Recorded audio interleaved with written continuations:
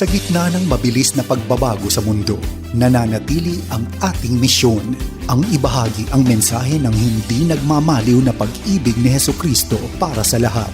Hatid sa inyo ang pinakabagong kaganapan sa gawain ng Far East Broadcasting Company Philippines. Tampok din ang mga kwento ng totoong buhay na binago ng Diyos.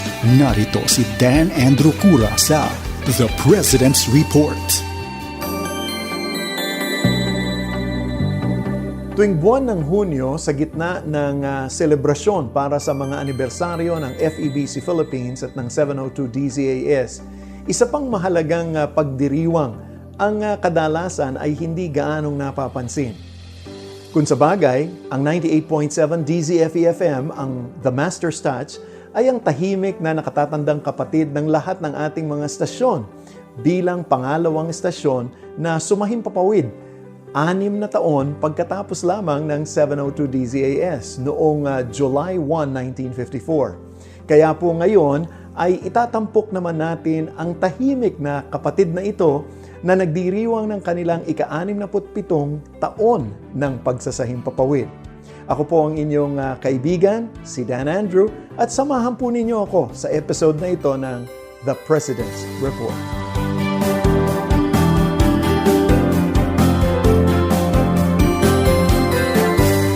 Sa ngayon, ang 98.7 DZFE, The Master's Touch, ay ang natatanging nag-iisang stasyon na nagbo-broadcast ng classical music sa buong FEBC Philippines at sa katunayan, para na rin sa lahat ng mga stasyon ng FEBC sa buong mundo.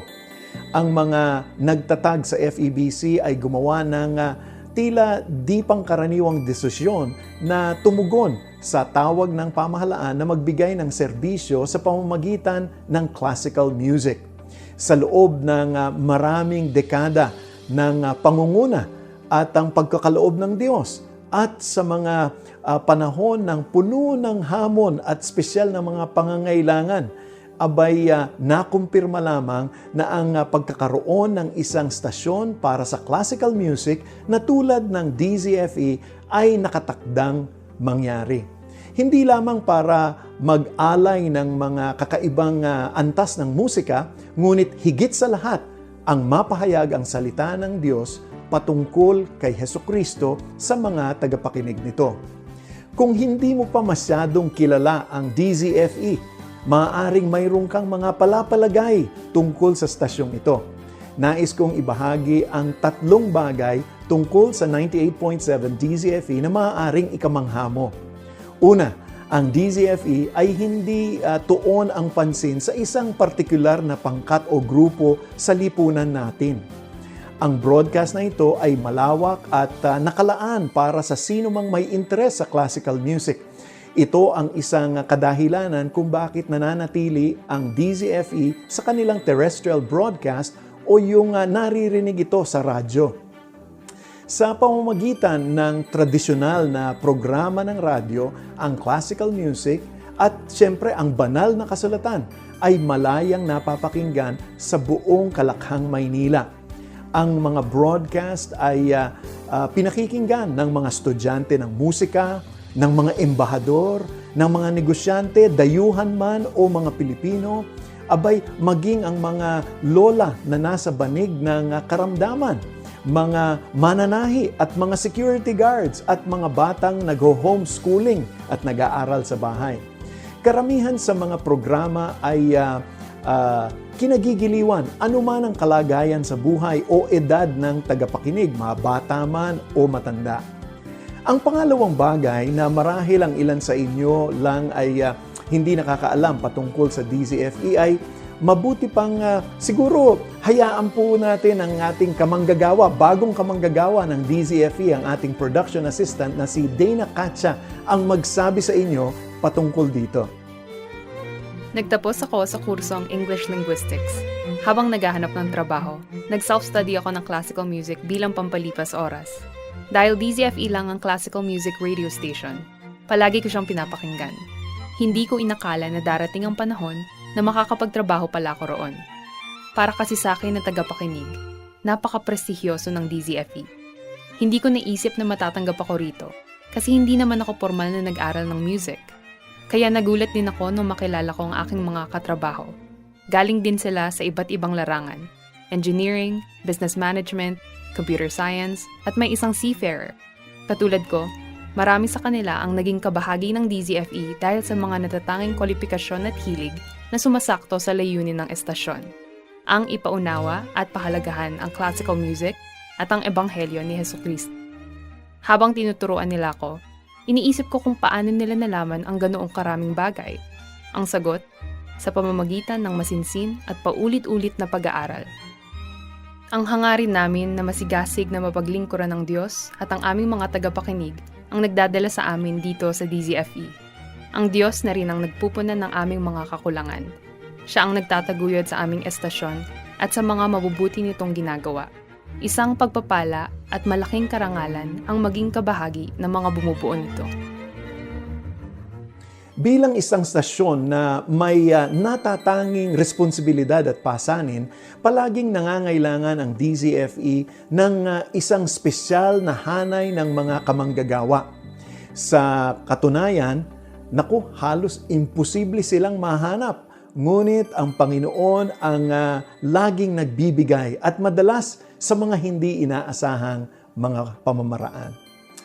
At ang pangatlo naman na palagay ng maraming tao, dahil na rin sa pagiging classical music format nito at wikang Ingles na ginagamit, iniisip ang DZFE ay isang stasyon na palaging natutugunan ang lahat ng mga pangangailangan at hindi na kailangan ng tulong ng maraming sponsors.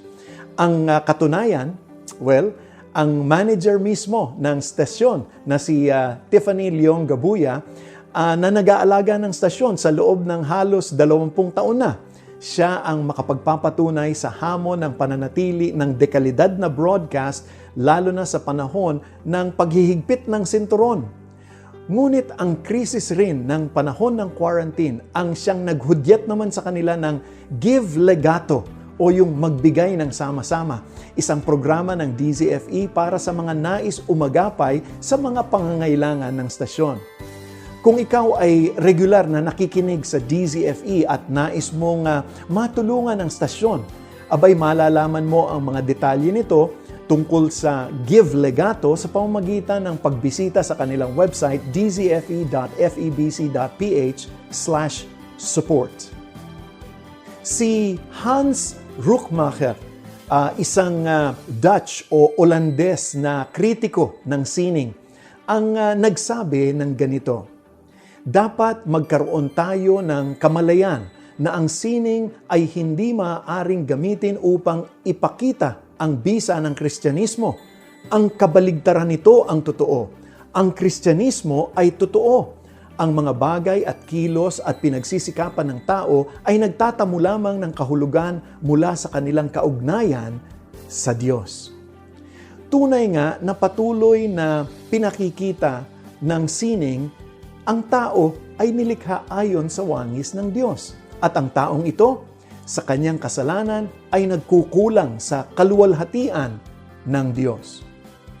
Patuloy kaming samahan sa pananalangin na habang ang DZFE ay lumalapit na sa ika-7 dekada ng pagbo-broadcast, naway ang mga nakikinig ay tumugon sa panawagan ng ating Panginoon at ibaling ang kanilang pandinig mula sa mga obra ng classical music patungo sa natapos na dakilang obra ni Jesucristo na siyang bukod-tanging gawain na makapagkasundo ang tao at ang Diyos. Ang mga playlist pala at schedule ng DZFE at ang kanilang internet streaming ay maaari mong ma-access sa pamamagitan ng kanilang website dzfe.febc.ph. Naku, maraming salamat po sa inyong pagsama sa akin. Ako po ang inyong kaibigan, si Dan Andrew, at ito po ang The President's Report. Pagpalain po kayo ng Panginoon. Inyong napakinggan ang The President's Report. Para sa karagdagang impormasyon ukol sa Far East Broadcasting Company Philippines o maging kaagapay sa panalangin at iba pang mga paraan, bisitahin ang FEBC website, febc.ph, at hanapin ang FEBC Radio sa Facebook. Maraming salamat sa iyong pag-agapay at pagpalain ka ng Panginoon.